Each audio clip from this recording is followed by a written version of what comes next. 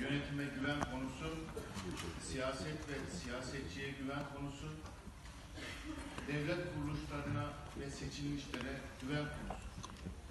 Bunun en temel unsuru, az önceki konuşmalardan da gördük ki, şeffaflık ve hesap verebilirlik. Türkiye bu konuda son 15 yılda çok önemli düzenlemeler yaptı. Şeffaflık ve denetlenebilirliği artırdı.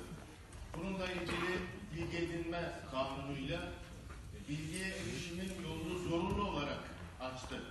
Dilekçe hakkıyla bunu kolaylaştırdı.